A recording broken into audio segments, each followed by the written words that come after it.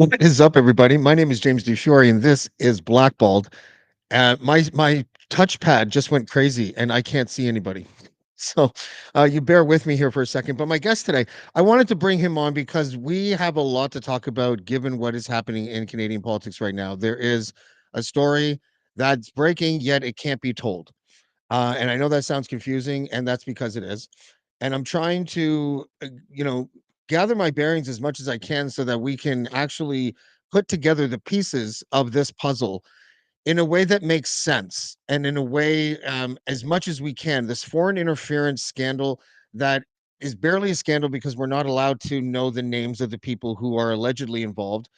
There seems to be a lot of resistance from both the liberals and the conservatives, but also, and this is the most interesting part, there seems to be it doesn't happen across the board. There are liberals stating they want the names out now. There are conservatives stating they want their names out now. And of course, Pierre Poilievre doesn't even want to know about foreign interference because he doesn't seem to want his security clearance. So, if you would please welcome to the show, he is a former foreign affairs minister and the current leader of the People's Party of Canada. His name is Maxime Bernier. Max, how are you, buddy? Great. Thank you, James. I'm very pleased to be with you. I'm very glad to have you. So, listen, to get this one thing out of the way, because I think it's kind of hilarious when you contrast that one situation that happened to you. I believe that you had uh, classified documents in a briefcase and you brought it home. And, there was no witting attempt for you to share those with a foreign actor or anything like that. But you got your name put in the press and they went to town on you for that. And it probably was an error of judgment or a misstep or whatever you want to call it. But do you find it interesting now that there's everyone wants to be so careful about due process when the alleged allegations, pardon me, are much more serious than accidentally bringing home classified documents? Yes, you're right about that. Speaking about what happened to me a couple of years ago, that was documents for a conference in Bucharest that I was there, and when I came back to that conference, I used these documents to do my press conference. So when I came back, these documents were not confidential anymore because I did a press conference based on these documents. So that being said, that was written secret at the top of the documents. But when you deliver a press conference about it, it's not secret anymore. So what happened to me? They had an investigation, and the police said that I didn't do anything wrong. I just forgot that these documents in my ex-girlfriend home. So that's it. But that being said, yes, you're right about speaking about Trudeau and the conservative, who are saying it would be very difficult to give names because we have the Charter of Rights, and so they try to find excuses for not giving us the names. That being said, it was not the case during the Freedom Convoy in Ottawa. As you remember, that was a peaceful protest, and Trudeau decided to use illegally the Emergencies Act, and also he was not respecting our Constitution. For him, the most important law of the land, our Constitution, was not important, and so he decided to froze bank accounts of honest Canadians who decided to participate in that freedom convoy by being there or by giving money. For him, be respecting our constitution was not important. But today, both of them, Trudeau and Poliev, they're trying to find excuses about why we must not give names. But actually, I understand why politically, because they know that they have some of these people in their caucus and they don't want to deal with it. But actually, we must go back to the origin of this problem. And I believe it is in our Multiculturalism Act, because when new Canadians are coming to Canada, we are not try to integrate them in our society. We are telling them, keep your culture, keep your values, and keep your loyalty with your country of origin. That's okay. We are a state a state who won't promote our own Canadian values, and that years and after years now you have people who are elected coming from these communities, Hindu communities or Chinese communities, and their loyalty is not with our country, is with their country of origin. So that's, we can say, the origin of all that. But now they're in parliament, and the best way to deal with that is for the leaders of these parties, conservatives and liberal, to expel these members of parliaments from their caucus. That would be the solution. But they're too afraid to do that. And like you said in the beginning, Polyev doesn't want to have a briefing about that, because if he decides to have that briefing, he will know the information and he will have to act. But he does not want to act. So that's why he doesn't want to have these meetings, and he's pandering to these communities for votes. So that's our country today. That's a shame. Well, there's the multiculturalism thing threw me for a loop, and one of the reasons why, because I'm not sure I necessarily agree with that. I think I can see where you're going theoretically, but the if you take the leadership race that Polyev won, there are I don't know what he won. There are reports that the Indian Foreign Ministry was involved in helping remove a candidate from that race. Now, the benefactor of that wasn't a guy from India. It was Pierre Poilievre, right? So Yes. it was Patrick Brown that got he was embroiled in a municipal political situation in Brampton. He went against the more social conservatism of the Modi government in India, and basically looked like he was being punished for that. So it feels like Polyev might be self-preservation, not necessarily preservation of a member of his party. And I'm not trying to say unsubstantiated rumors, but there is enough reporting on that for everyone to feel pretty good. That Deb Jaudoin, who is the staffer who blew the whistle, they called her a whistleblower, but I think she was more like a plant. She received some money for then going to Sheree's camp, and then he kicked her off when he found out that she was the whistleblower. What is going on with like the way that leadership races and the way that parties have to police themselves during nomination races and leadership races? Do you think that's an issue? And I know you're probably not a big fan of Elections Canada necessarily policing it, but how do you ensure that the races are fair? Well, they're not fair, and I'm a fan of Elections Canada to Oh, do their job there. I don't have anything against that, for sure. And I was a victim of that. That's why I said the Conservative Party is morally and intellectually corrupt. During that leadership race that I did in 2017, 2018, I was not the candidate of the establishment. So they cheated, but I was, just before the vote, I was supposed to win that leadership. Everybody was saying Bernie will win, and by 85, 80%.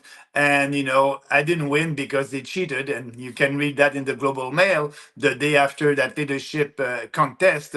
The Monday morning in the Global Mail, you had a piece saying, how come they had 200 and I believe 230,000 members, and they had 240,000 votes.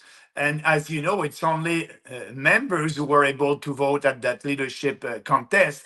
So they created new members, and to be sure to have Andrew Scheer, that was a candidate of the establishment. So, all these leadership contests, they're not under the supervision of Elections Canada, and they can cheat, they can do what they want, and that's what they did during that leadership race in 2017. But I can tell you that I'm very pleased with my decision. I believe it's the best political decision that I took, leaving that party and creating the People's Party of Canada. So that being said, now because we are a state without a nation, like Trudeau like to say. We have all these ethnic communities all across the country that are concentrated in some ridings, and to win some ridings, You need to have the approval of that of these people. So they are pandering. Liberals and conservative are pandering to them, and that's why they don't want to do anything. They try to push that, under the under the carpet and being sure that we will forget it, but we won't. We need to ask questions, and these leaders must expel their members who are not loyal to our country. There's at least an argument to be made that much like police officers who are accused of something, they get suspended with pay pending an investigation. Why can't we? What is the difference here? What is it? Because it's political? Like there's just because there's a career-ending possibility here, even if they get found like they weren't witting agents of foreign powers. Like they can clear their name. That's not that. Everyone has a chance to clear their name, but there needs. Why isn't there an appetite for that kind of process? Yeah, because there's no appetite at the top. Uh, every leader of the NDP, the Liberal and the Conservative, doesn't want to speak about that. So that's why you don't want they don't want to deal with that, because that will be a problem for them if they're dealing with that. You know, uh, expelling a member of a caucus, it's not new. You know, you can do it. And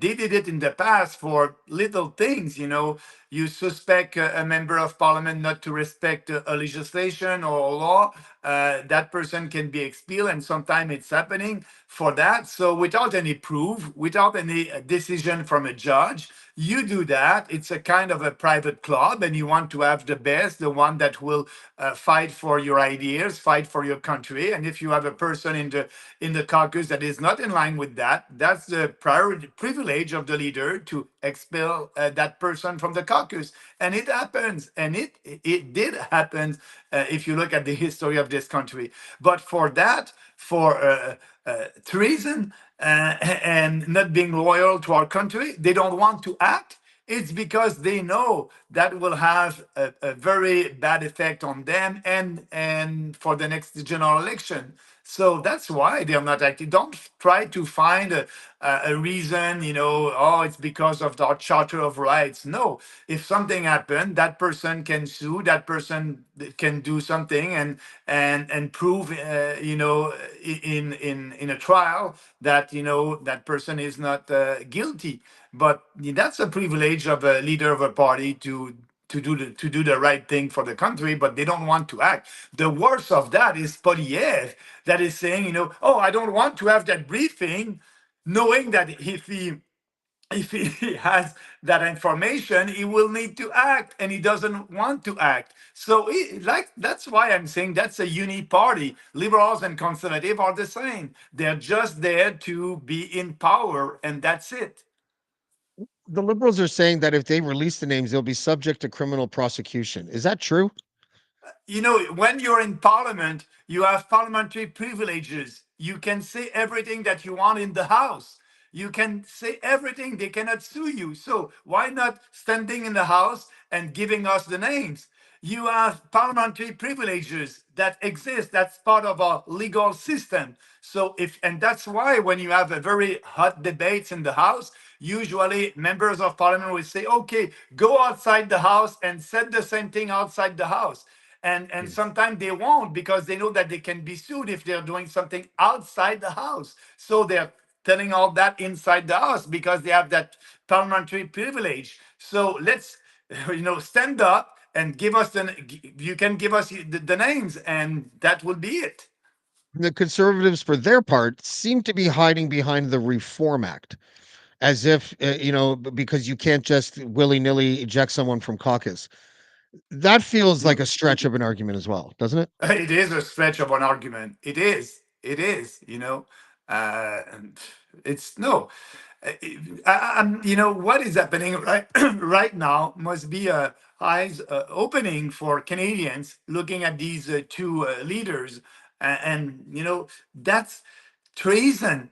An act of treason, that's important. That if you cannot deal with that as a leader of a party, because you're afraid to displease some ethnic communities, who are you? You know, you cannot lead this country.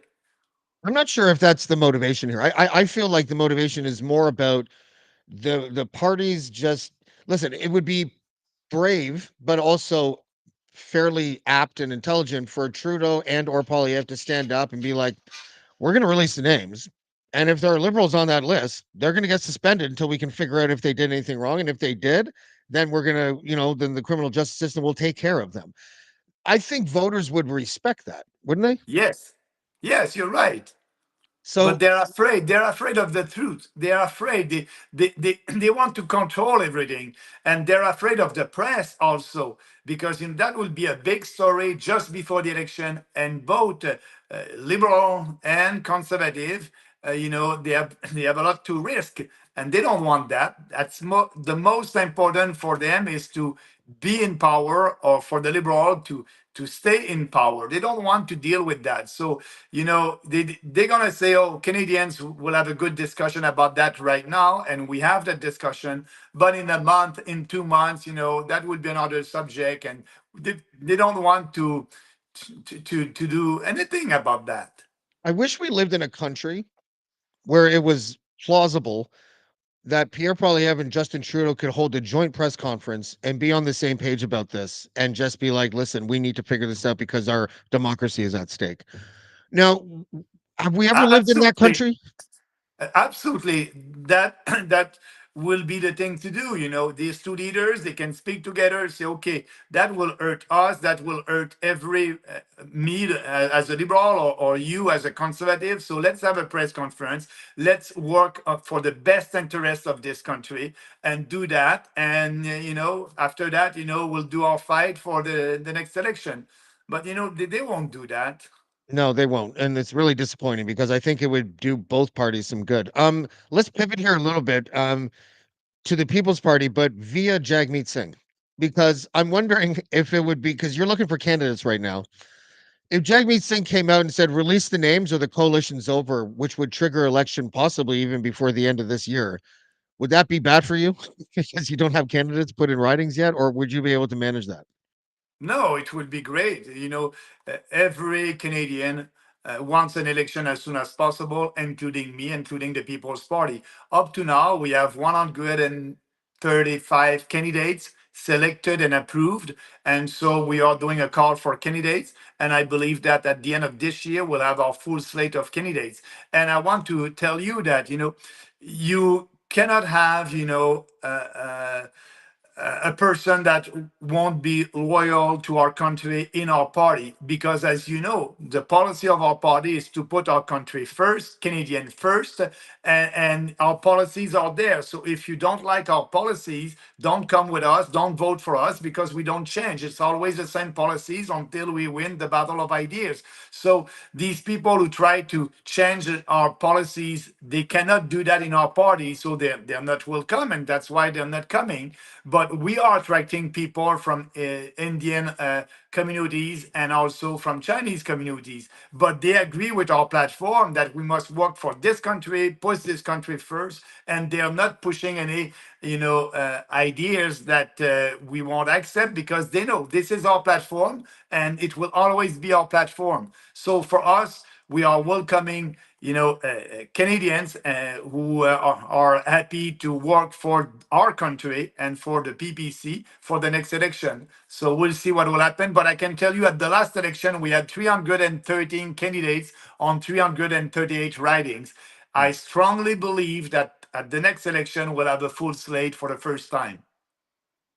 We have a culture where certain communities take a while to be sort of recognized as equals. And you know, uh gay marriage just became legal just what was it, 22 years ago, whatever it was. And gay pride existed and everything, and they went from Pride Month to Pride Season. I'm just curious because it doesn't really bother me. I have two children. I don't think that they're exposed to anything that is like detrimental to them. Although I live in a rural area led by Cheryl Gallant, so there's probably a reason that they're not exposed to certain things. But the idea that that there is like an agenda that they're trying to indoctrinate, isn't it more that they're still in celebration mode for being able to feel like equals, and in some cases maybe they're not still, because there is and I don't want to get into the weeds on the trans thing, but there are very different ideas as to what that community represents, and I don't have skin in that game, so I try not to talk about it. But just in a general, why does it seem to bother you, or why do you criticize the Pride Month or the Pride celebrations or whatever that are visible in Canada? Yeah, for me, it's indoctrination of our kids. Why? Look at the school, what they're happening. They have trends that are going there and reading stories, and it's supposed to be fun, but it's a way to tell our kids, if you maybe you're not born in the right body, maybe you can do like us and transition to your real body, but that cannot happen. That cannot happen in our country, and on this planet there's two sexes and that's it. But now a month, and you said it in the beginning, you said, we have gay wedding that are approved in this country. We have a charter of rights, and we have gay people that are standing up and saying enough is enough with these trends. And so now there's a month, and I'm thinking about our veterans who did fight for our country and have only one day. And these people will have a month. I'm tired of that. And I believe that a lot of Canadians are tired of that also.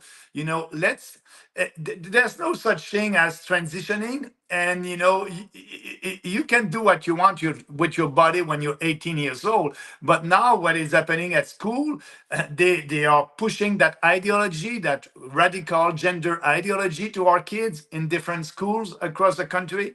And that's bad. That's very bad. So that's why we are the only party that has the courage to speak against that, and not against trans. Do what you want with your body, but leave our kids alone. That's it. But they are not. They cannot. These trans cannot have children. So I believe that they want to use children for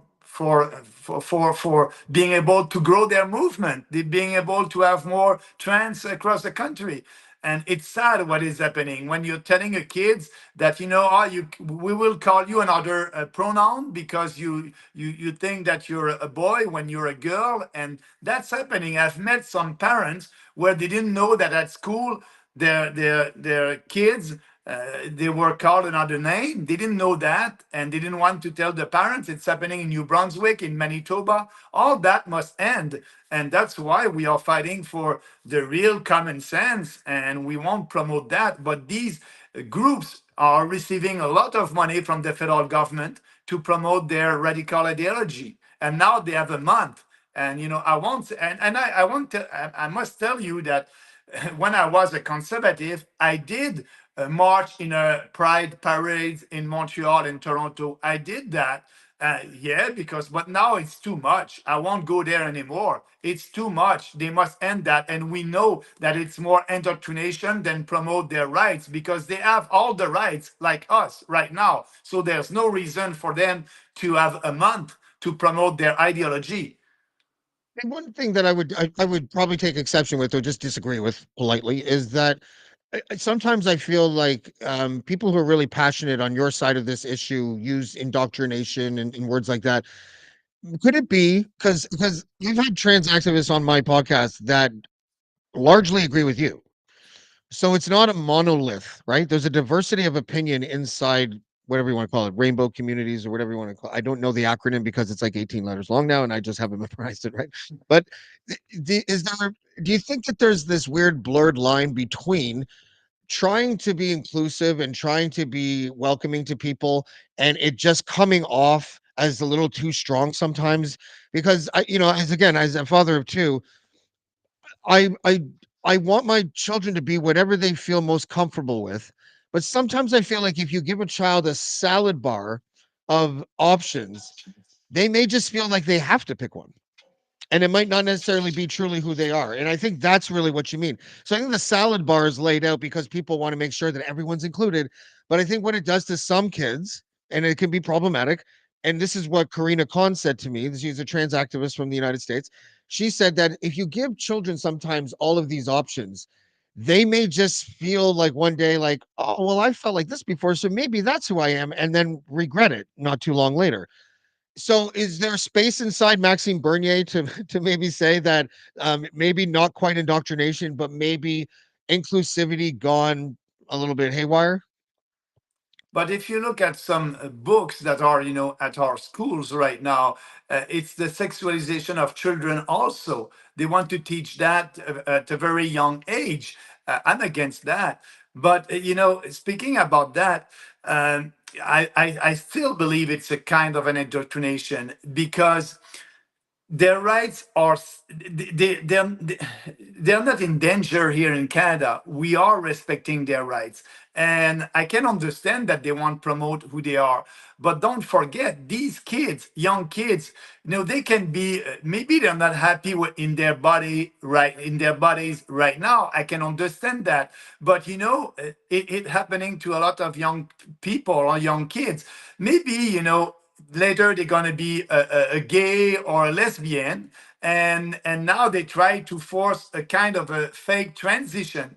Let them live, and if they're not heterosexual, they may be gay and lesbian later. That's okay with that, but they are pushing that transition, and at a young age, and they're doing some surgeries on them also in Canada. That is happening. So that's why we need to have that discussion, that political discussion, and we want to bring that discussion in Canada. We are the only party that is speaking about that. The Conservative, the Liberals, the NDP are afraid of the trans communities. I'm not afraid. Actually, I must say that at the last general election in Quebec, I had a trans candidate in Quebec, a man who said that he's a woman, and I was with him and I delivered a press conference with him. And he is 100% on our side with that. Let the kids alone. You're going to get accused of tokenism now. Just saying. I'm o- I'm okay with that. Yeah. I know who I am, so I'm able to fight. Well, we have a couple minutes left, but we'll extend it if we need to because I know this subject is near and dear to you, which is mass immigration. I think you and I have we have a different reason for it, but I am a person who thinks that a sensible immigration rate is better for our country because of one main thing, actually, and that's affordable housing. I was working on a mayoral campaign a couple years ago in Barrie, um, and the population of Barrie is going to double in the next decade or so. And there's a whole bunch of communities outside of Toronto in Ontario that are going to double in size. And it's largely attributed to the tripling of immigration numbers. And so I'm wondering what your thoughts are on that. How do you feel it affects housing? And compared to what the Trudeau government is seeking and fostering, what do you think is a more acceptable amount and percentage of immigrants coming to Canada? So let's speak and about the data. And I will use the numbers that Pierre Poliev used. So he said 50 years ago in Canada, we were able to build 250,000 houses a year. That's the average 50 years ago.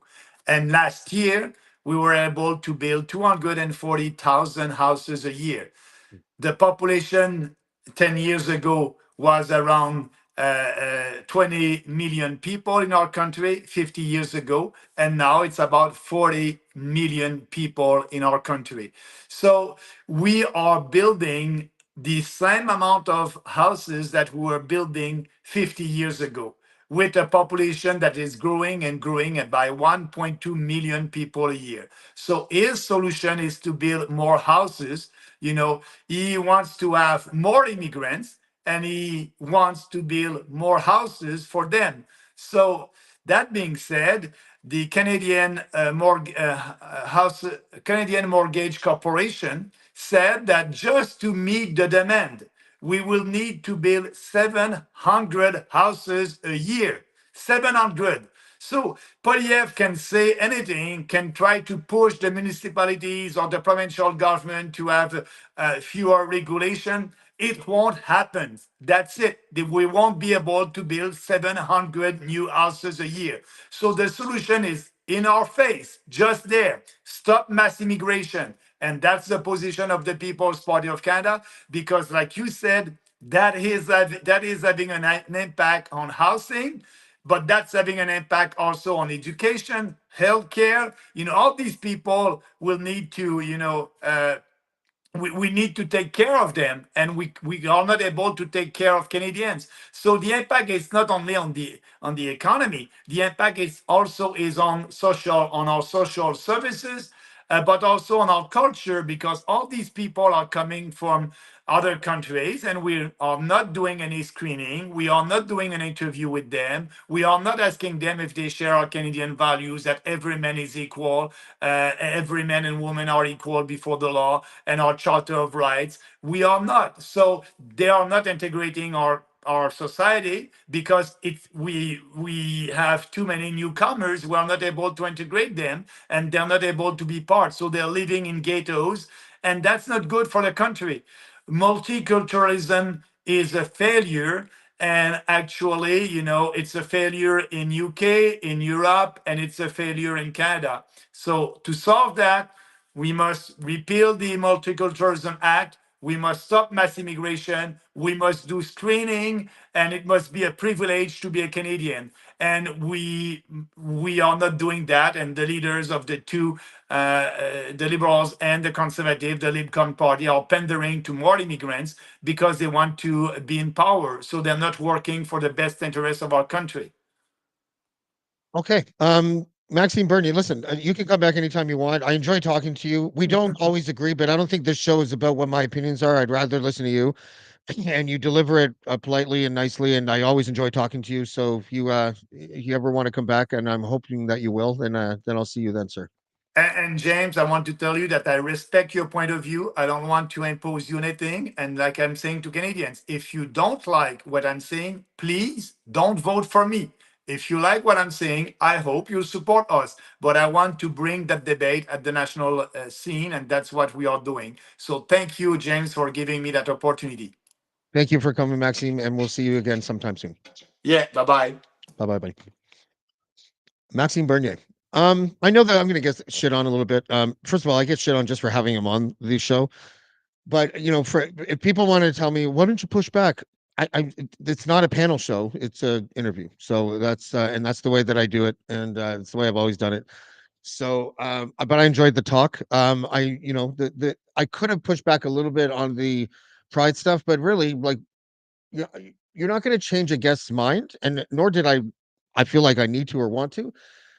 The show is just about trying to get people to explain their thoughts and ideas, and me doing my best to extract as many of those truthful ideas that they have as possible, so that the audience can make a decision. But that all that being said, I really enjoy talking to Maxime Bernier. The way that in a totally different way, but in an equal way that I enjoy speaking with, you know, um, Noam Chomsky or someone like that, or it doesn't matter who. It doesn't matter where they are on the spectrum. I think that it's important to just be consistent. So please don't send me emails, because I always hate those. And we will see you next time on Blackballed. Blackball, blackball, blackball, blackball, black,